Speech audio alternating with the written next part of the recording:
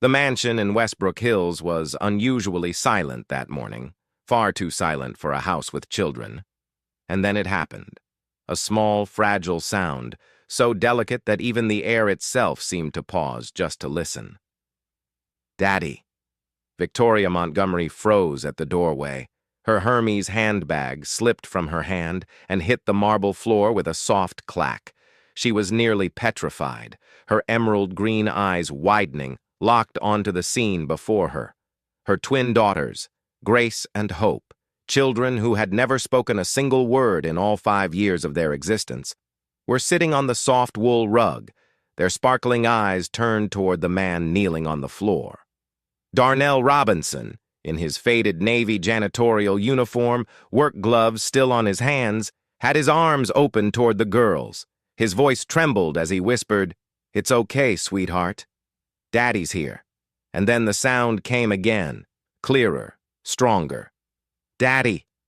This time from the other child.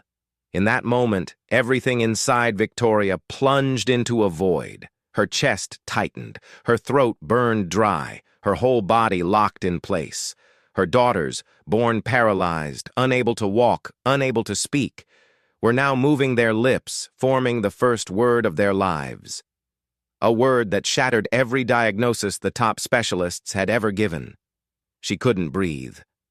For 5 years, experts from Boston Children's Medical Center had insisted Grace and Hope would never speak. Therapists said their brains couldn't process language. But here, in her own home, the impossible was happening. Her 2 children were calling the janitor Daddy. Darnell had no idea Victoria was standing there. His eyes were gentle, holy, focused on the girls, his warm voice soft, as if any louder sound might cause the fragile moment to dissolve. "Sweetheart, say it again," he coaxed gently. Victoria's heart sank to the very bottom. She had spent millions of dollars on hospitals, therapies, machines, and doctors. She had prayed quietly and cried in places where no one could see. Her husband, Jonathan, had died in a plane crash when the girls were only 3 months old. Since that day, she had tried to turn this house into something solid, orderly, structured, anything that would keep the grief from leaking through. Yet a single word had broken everything. She stepped back slowly before anyone could notice she'd been there. The door closed behind her with a soft sound, but the word "Daddy" clung to her mind like a ghost refusing to leave. Victoria walked down the long hallway. Her Louboutin heels touched the marble floor without making a sound, just like she herself, beautiful but silent, for many years. The tall, cream-colored walls were lined with portraits of ancestors, all smiling, while the house itself remained cold. A thin breeze slipped through a cracked window. For the first time, Victoria felt as if the house was watching her. She entered her office and sat at the large oak desk.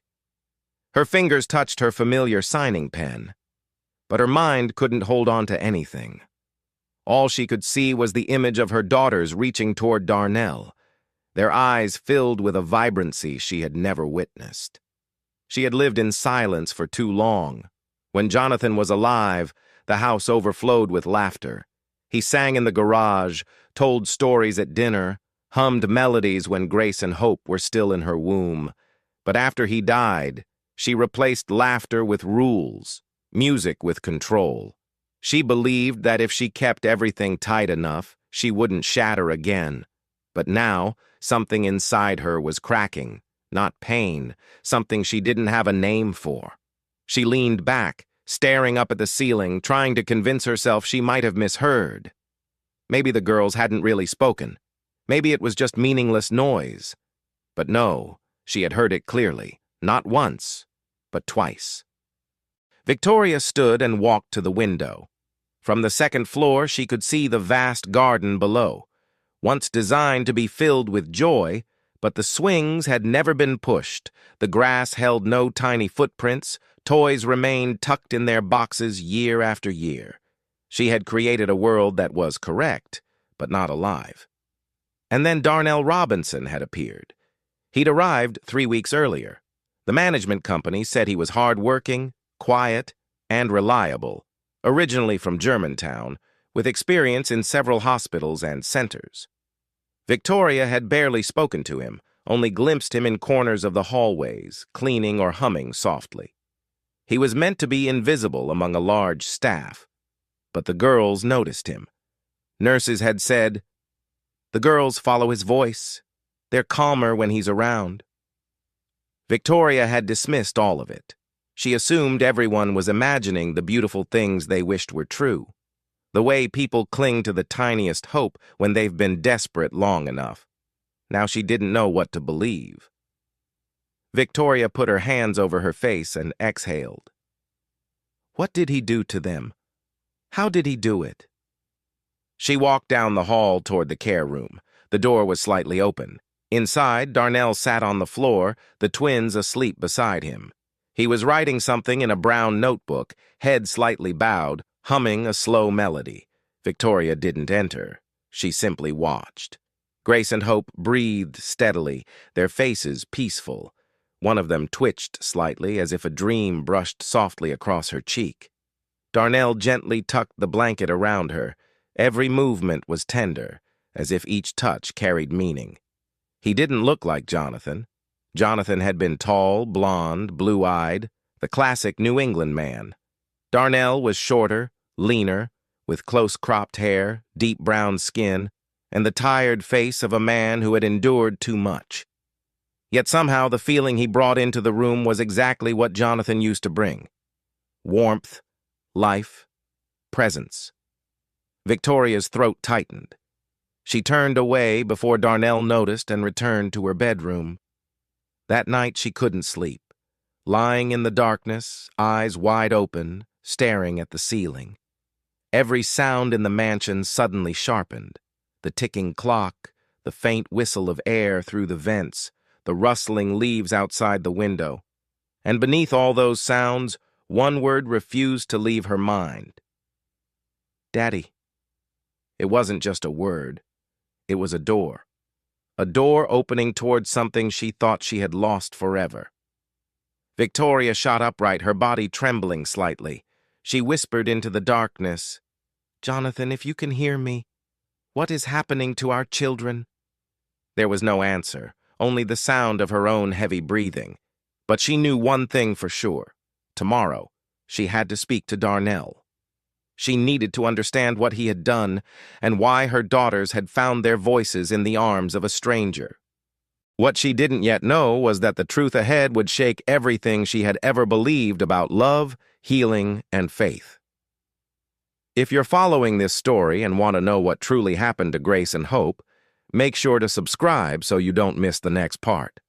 What do you think lies behind the strange connection between Darnell and the two little girls? The Massachusetts sky was gray and heavy the following morning. A light drizzle tapped against the tall glass windows of the Montgomery estate, creating a soft, lulling rhythm. Victoria had barely slept. Every time she closed her eyes, she heard the word "Daddy" and saw her two daughters reaching toward Darnell. She sat at the dining table, staring at a cup of coffee that had long gone cold. Staff moved quietly around the room, each one careful not to disturb their employer. Something in the house felt different, as if something invisible had shifted during the night. When Darnell walked in, carrying a tray of fresh towels and cleaning supplies, Victoria slowly lifted her gaze. His calm expression barely changed. "Good morning, Mrs. Montgomery," he said softly. Victoria didn't answer right away. When she finally spoke, her voice hovered between curiosity and doubt. "May I speak with you for a moment?" He stopped beside the table.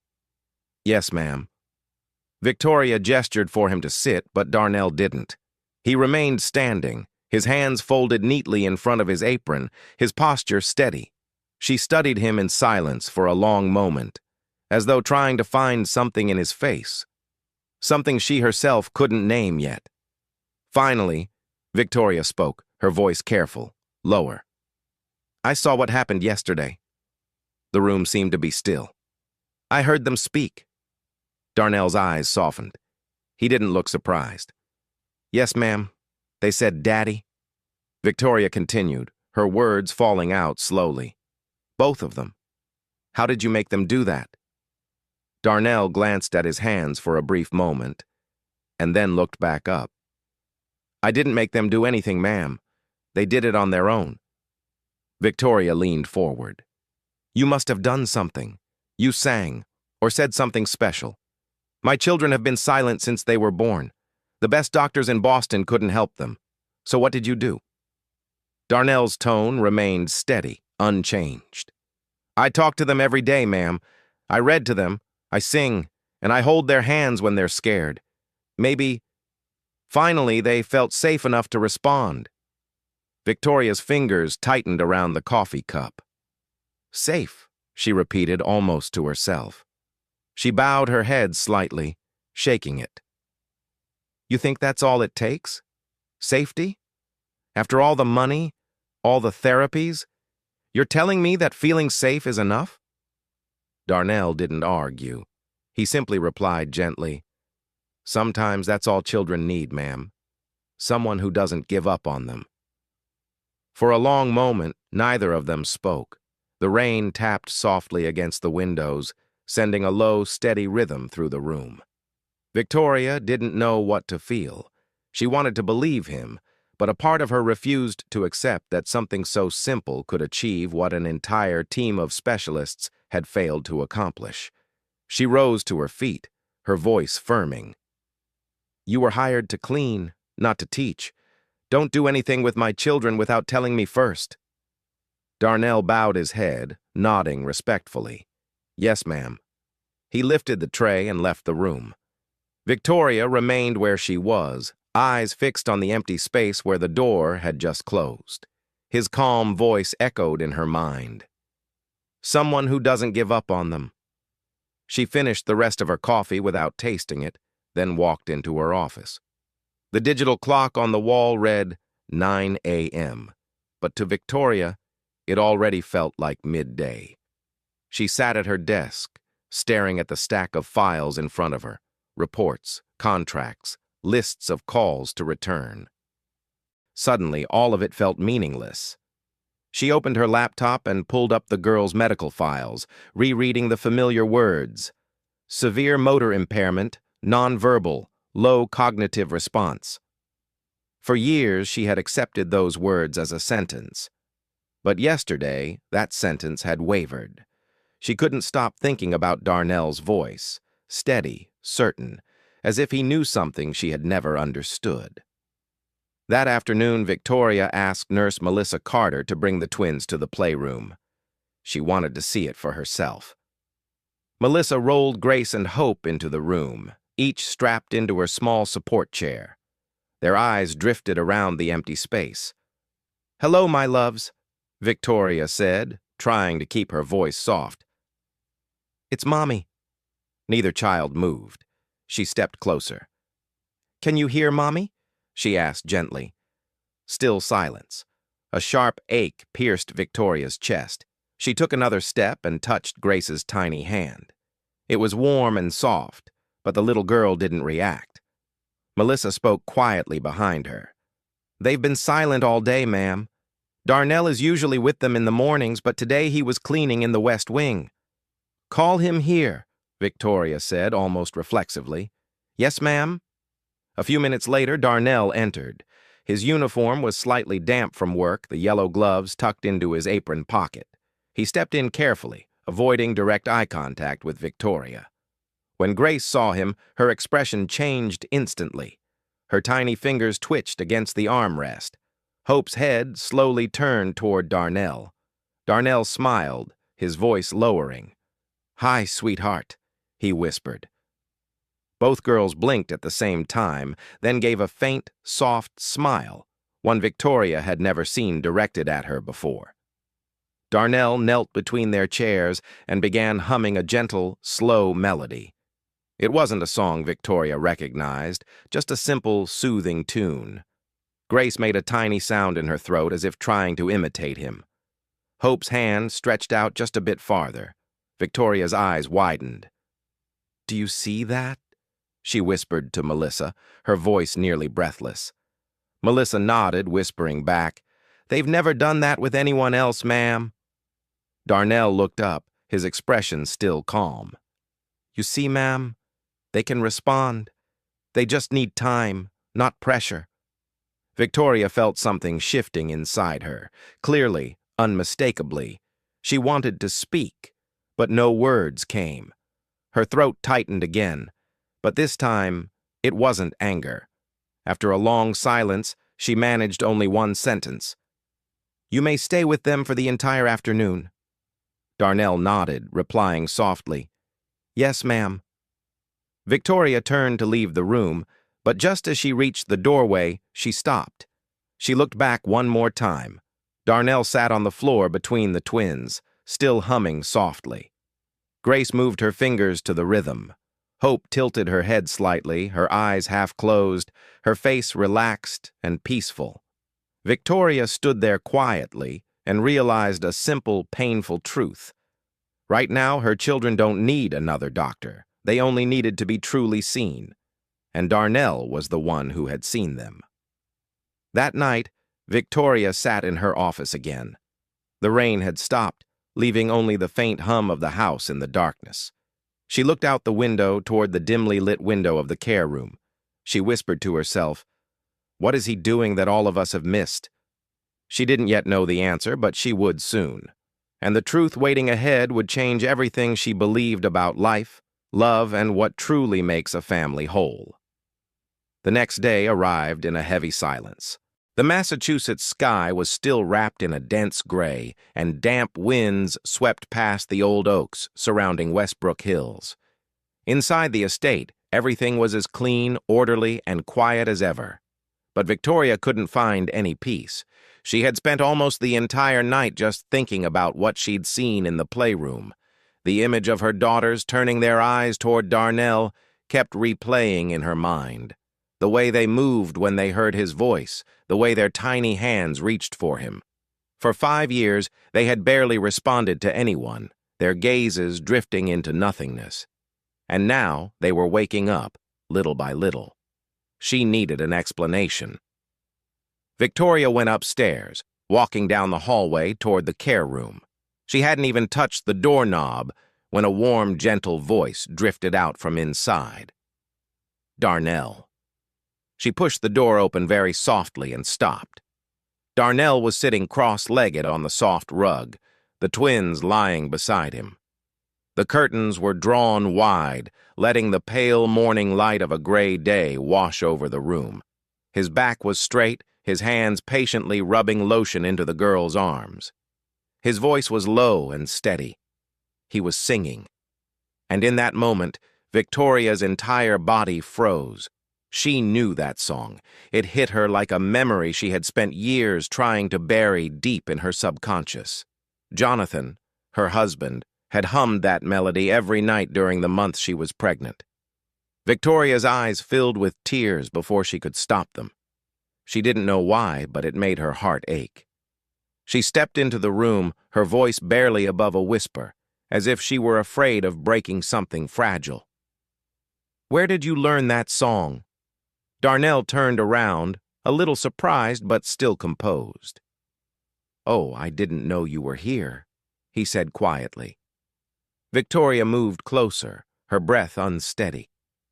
The song you're singing? Where did you learn it? Darnell looked down at the floor for a moment, then reached for a small notebook lying beside him. It was old, the edges frayed, the pages slightly yellowed. He held it out to her. I found this, he said.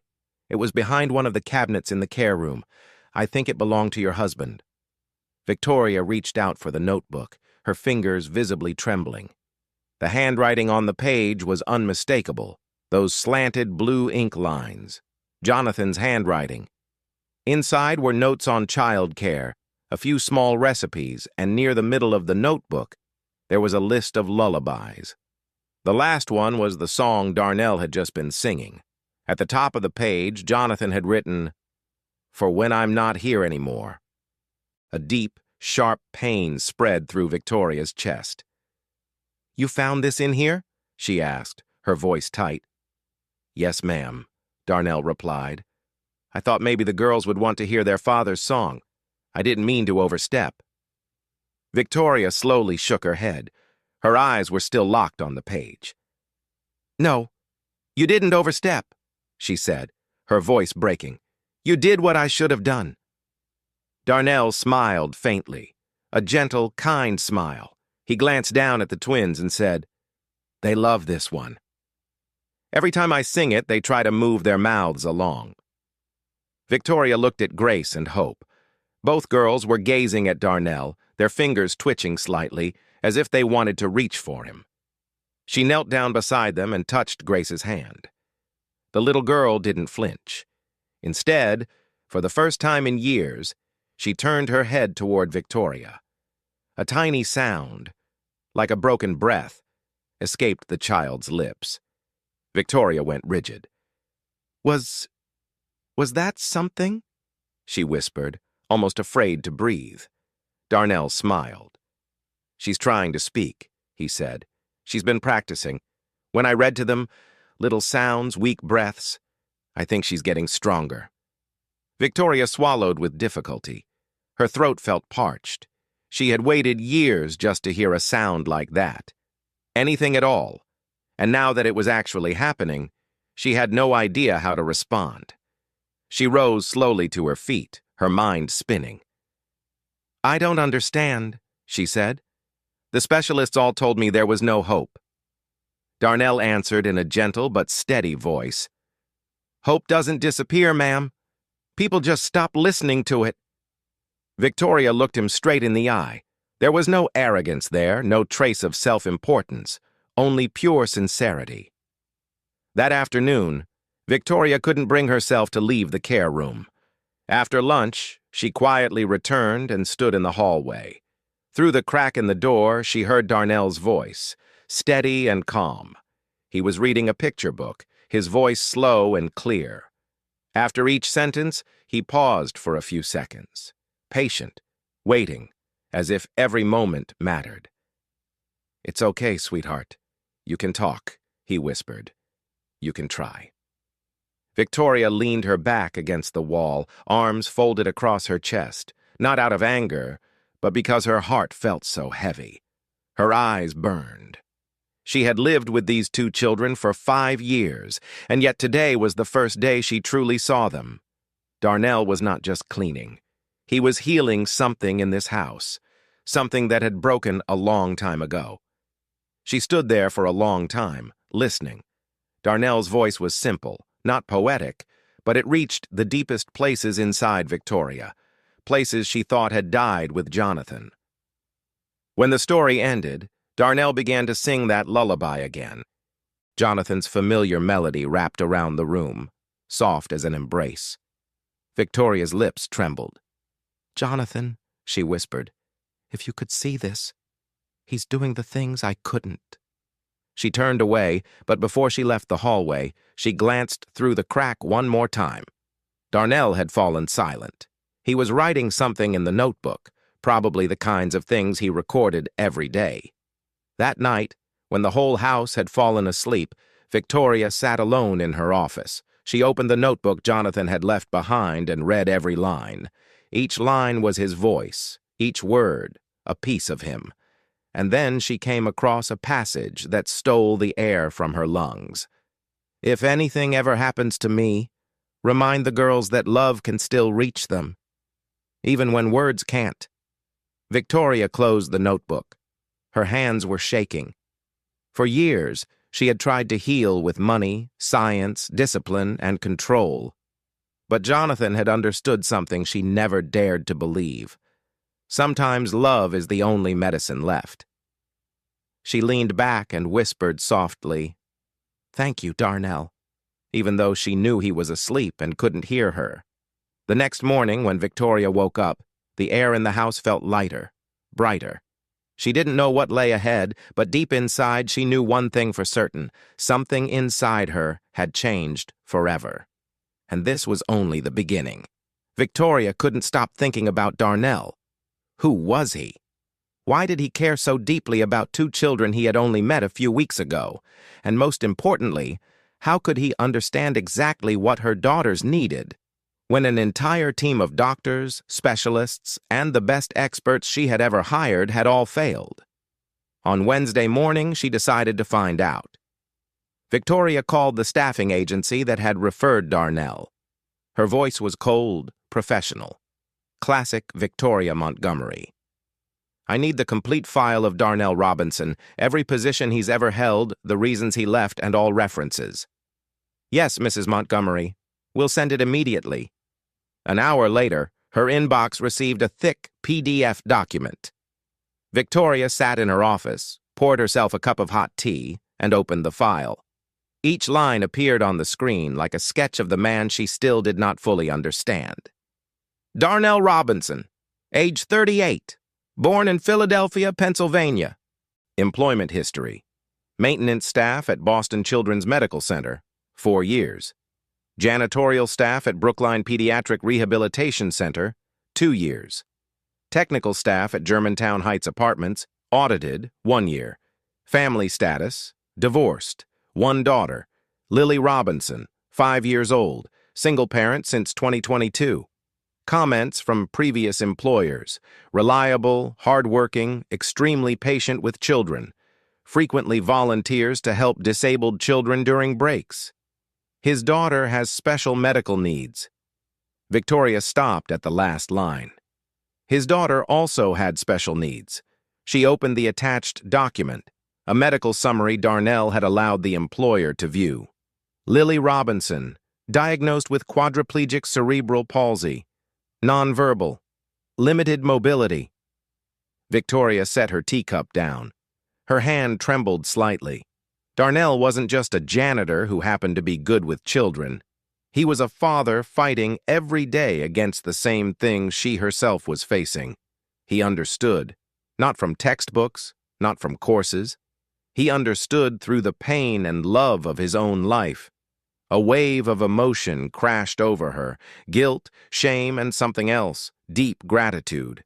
She had seen him as a worker, a pair of hands, someone invisible, but he was so much more. Victoria closed her laptop and sat frozen for a long time, letting the truth sink in. Today was Darnell's day off. He had taken Lily for her routine medical checkup. He had told her that, but she hadn't paid attention. Now everything felt different. She glanced at the clock. 2:15 p.m. A thought flashed through her mind, one that Victoria Montgomery had never had before. She wanted to know how he lived. She wanted to understand him.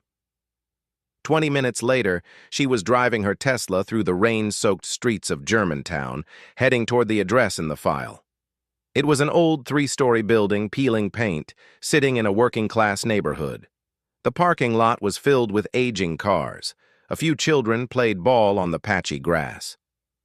Victoria parked outside and looked up at the second-floor apartment, Unit 2B, Darnell's home.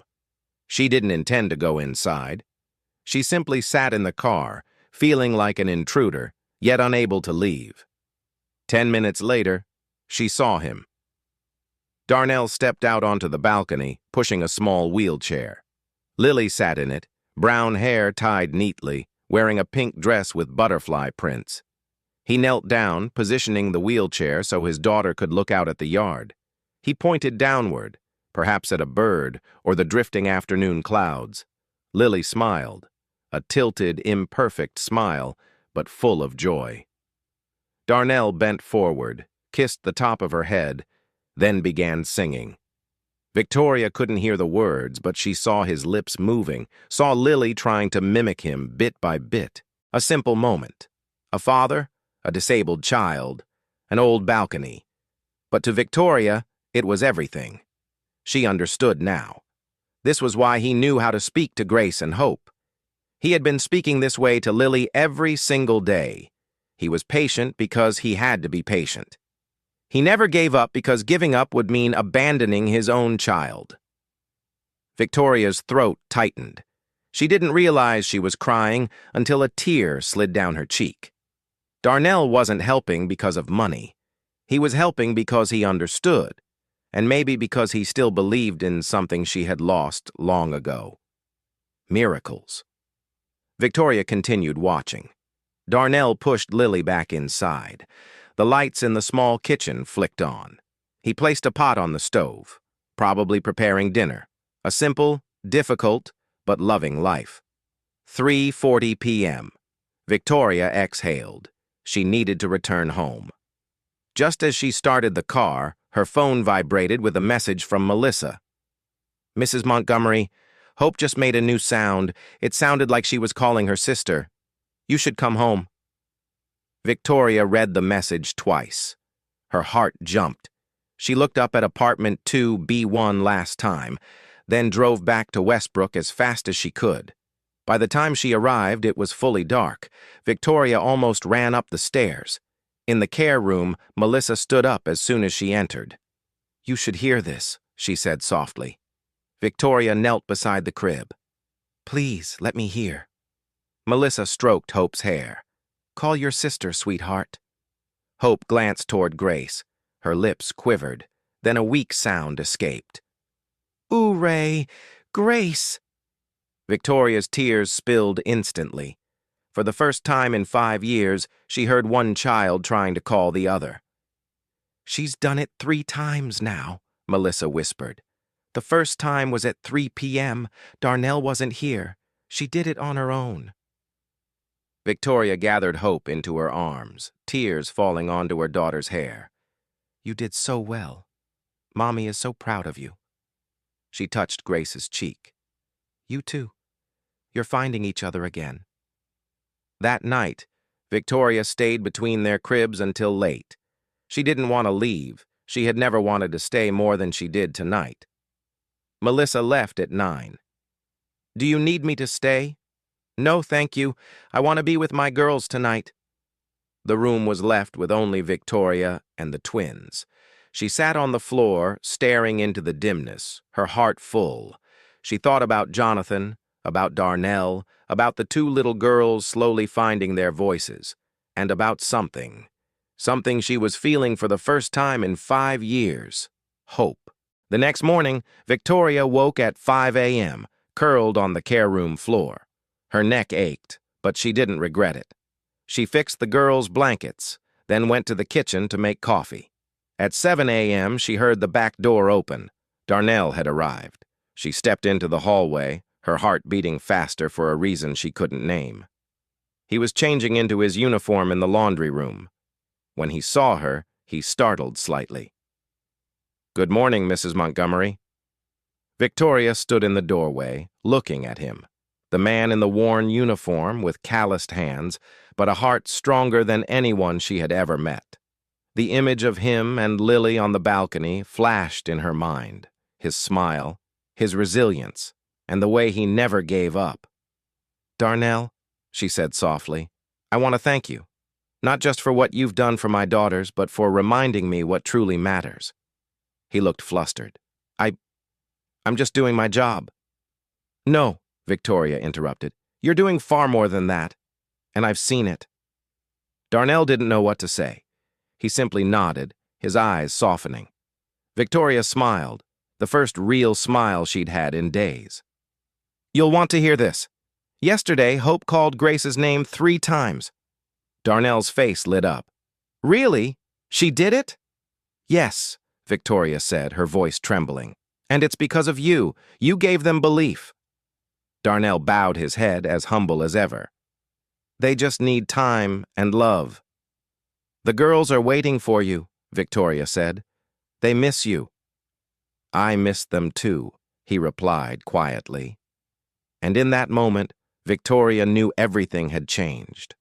Not just for her daughters, but for herself. She had lived like a ghost for 5 years, but Darnell, with his humility, his patience, and his unconditional love, had reminded her that life can begin again, even after the deepest pain. The air outside grew thick and heavy that afternoon. The Massachusetts sky was swallowed by dense black clouds, and wind tore through the tall oaks surrounding Westbrook Hills like long warning sighs of an approaching storm.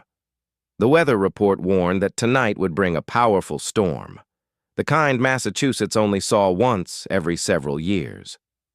Victoria stood by the office window, watching the garden tremble under the wind.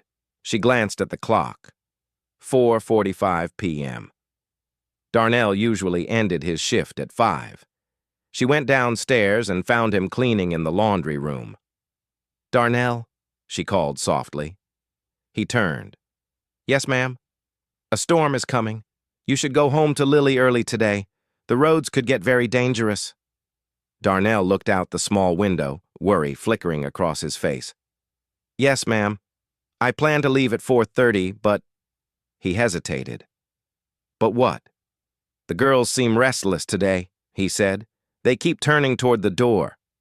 I think they can sense the storm." Victoria understood. The girls were sensitive to weather shifts, to pressure changes. "You did well," she said. "Now go home to your daughter. I'll stay with Grace and Hope." Darnell nodded, though worry lingered in his eyes. "If you need anything, please call me. I'll keep my phone on." "I will," Victoria replied. "Drive safely." Darnell left at 5:15, just as the first raindrops began tapping softly against the glass. Victoria went up to the care room. Nurse Melissa was preparing for the night shift. "Mrs. Montgomery," Melissa said, "I checked the forecast again. This storm might cause an outage. I've prepared flashlights and candles." "Thank you, Melissa." The twins were already in their cribs, but not asleep. Their eyes were wide, staring up at the ceiling. Grace's fingers twitched slightly. Hope turned her head toward the window, where the wind was slamming against the glass. Victoria pulled a chair between the cribs. "I'm here, my loves," she whispered. "I'm not going anywhere." But the girls weren't calm. Their eyes kept shifting toward the door, as if waiting. They were waiting for Darnell. A sharp ache pressed into Victoria's chest. She was their mother, yet the person they sought was him. By 7 p.m., the storm truly hit. The wind grew into long, haunting howls. Rain hammered the windows like handfuls of pebbles thrown again and again. Then a thunderclap exploded, shaking the entire house. The lights flickered once, twice, then went out. "Power's out," Melissa said quickly, turning on a flashlight. In the darkness, Victoria heard something she had never heard before. The girls were crying, not whining, not soft, restless sounds. Real crying, panicked, terrified, choking cries. "Grace! Hope!" Victoria leapt to the cribs. She lifted Grace into her arms, holding her tight. "It's okay, sweetheart. Mommy's here. Mommy's right here." But Grace kept sobbing, and so did Hope. Melissa held Hope. "They're very scared, ma'am. They've never experienced a storm like this." Victoria rocked Grace gently, trying to sing the lullaby from Jonathan's notebook. But her voice shook. She couldn't make it steady or warm, like Darnell's. The girls still cried.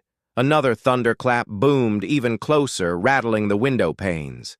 Grace cried harder, then suddenly released a sound unlike anything Victoria had ever heard. It wasn't just a cry. It was a word. "Darnell." Victoria froze. Hope began too. "Darnell." Her voice was weak, trembling, but unmistakable. They were calling him. In their terror, the person they wanted was not their mother. It was Darnell. Victoria's heart fractured, not out of jealousy or anger, but because she finally understood something deep and painful. She gently laid Grace back into her crib. "Melissa, stay with them. Keep them calm. I'll be right back." She ran downstairs, grabbed her phone, and dialed Darnell. The phone rang once, twice, 3 times. "Hello?" Darnell's voice came through, wind and rain roaring behind him. "Darnell, it's Victoria. The girls. They're calling your name. They're terrified. I don't know what to do." There was a brief silence. Then he said, "Can you put the phone near them? Let me talk to them." Victoria ran upstairs immediately. She set the phone between the cribs and turned on the speaker. "They can hear you now," she said. Darnell's voice came through, low, warm, familiar, even distorted by the storm.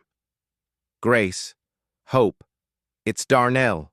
It's okay, sweethearts. The storm will pass. Mommy is right there with you. She loves you very much. The crying slowed. Darnell began singing, the same lullaby, through the phone. The sound was scratchy, but the melody was clear, gentle, steady, comforting, just like always. Grace calmed. Hope calmed. Their eyes fluttered, then closed. Their breathing steadied. Victoria sat down on the floor, tears pouring down her face. She listened to Darnell sing through the storm and realized a truth that was both painful and beautiful. Love isn't measured by blood.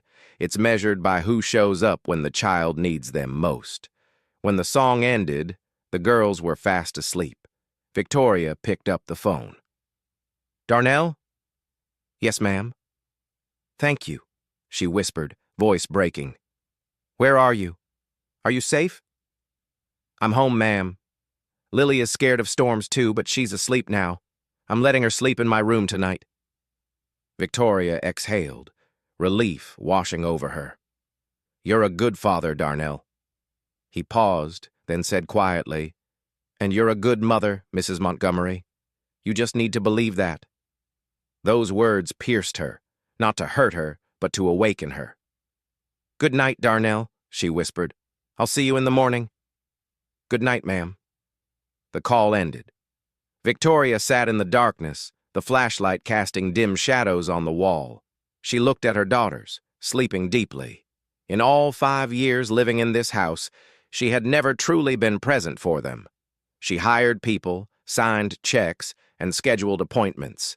She hid from pain through work, through distance. But tonight, hearing them call Darnell, she didn't feel angry. She felt awakened. Melissa watched her. Mrs. Montgomery, do you want me to stay so you can rest? Victoria shook her head. No. I'll stay with them tonight. The nurse nodded. I'll be in the next room if you need anything. When Melissa left, only Victoria and the twins remained. She sat between the cribs, holding Grace's hand in one and Hope's in the other. Then she began to sing. At first her voice trembled uneven. But slowly she found the melody, Jonathan's lullaby, the song Darnell had brought back. This time she wasn't singing because she thought she had to. She sang because her heart wanted to. The storm lasted past midnight. Around 1 a.m., rain still fell steadily, but the thunder had drifted far away. Victoria remained there, singing the song she once thought she had forgotten. Sometimes she stopped just to watch their small, sleeping faces. She touched Grace's cheek, then Hope's. I'm sorry, she whispered. I'm sorry for being gone so long, but from now on, I'll be here. I promise. Tears slid down her face. For the first time in 5 years, Victoria wasn't crying from grief. She was crying from hope. Around 2 a.m., the storm had nearly dissipated. Rain fell lightly. The wind had calmed. The power was still out, but it no longer mattered. Exhaustion overtook her. She lay down on the floor between the two cribs, staring up into the dim ceiling. She whispered into the quiet, Jonathan, if you can see me now, I've changed. I think I finally understand what you wanted me to learn all along. No answer came, only the soft breathing of her daughters and the steady rhythm of her own heartbeat. But Victoria felt something, a warmth, like someone silently nodding in approval. She smiled in the darkness and closed her eyes. For the first time in 5 years, Victoria Montgomery slept beside her daughters, not out of duty, but because her heart had chosen to. Victoria woke up in the pale sunlight streaming through the window. The power had been restored. She sat up, her neck sore from spending the whole night on the floor, but her heart felt light, as if she had finally set down the boulder she'd been carrying for years. She glanced at the clock on the wall. 7 a.m. The girls were still asleep, their breathing steady, their faces peaceful. Victoria rose quietly, not wanting to wake them. The morning shift nurse, a young woman named Rachel, was preparing formula in the corner of the room. Good morning, Mrs. Montgomery, she smiled, slightly surprised. Did you sleep here all night? Victoria nodded, smoothing her hair back. Yes. Last night was very special. She went down to the kitchen, brewed a strong cup of coffee, then stood by the window looking out at the garden. Broken branches were scattered across the lawn, the remnants of the storm. But the sky had cleared and sunlight was slipping through the slowly dissolving clouds. At exactly 8 o'clock, the back door opened. Darnell stepped in, his uniform still marked with a few faint streaks of rain left over from the night before. Victoria turned around. They looked at each other for a few seconds, neither of them speaking. Something in the air had changed, a wordless kind of connection. "Are you all right?" she asked, her voice noticeably softer. "Yes, ma'am. Lily is all right, too. She was a little shaken by the storm, but she smiled again this morning." Victoria stepped closer. "Darnell, last night the girls called your name. For the first time, they clearly formed a word. And that word was your name." Darnell's eyes widened. "Really?" "Yes." Her voice still held a faint tremor. "And in that moment, I realized something. My daughters love you, not because you're staff, but because you're the one who is always there when they need someone." She paused for a beat, looking straight into his eyes. "And I realized something about myself, too. I've been running away for the last 5 years. I hired people to care for my children because I was afraid to love and lose again. But you showed me that loving someone doesn't mean you're not afraid. It means that even when you're afraid, you stay." Darnell listened in silence, not interrupting. Victoria took a deep breath. "I want to ask you something." "And you have every right to refuse. Please go ahead, ma'am. I want you to move in here. With Lily." Darnell froze, clearly stunned. Victoria spoke quickly, afraid he might misunderstand. "In the West Wing, there's a row of rooms that used to be for guests. 3 bedrooms, a private living room, and a small kitchen.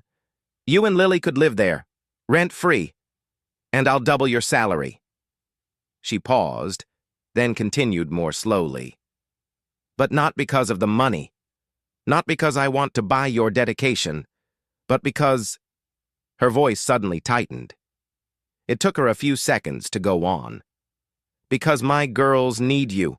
They need someone they trust, and I think Lily deserves better care too. We have professional nurses here, like Melissa, medical equipment and safe spaces for her to play. I don't see this as charity. I see it as a fair arrangement." She held his gaze.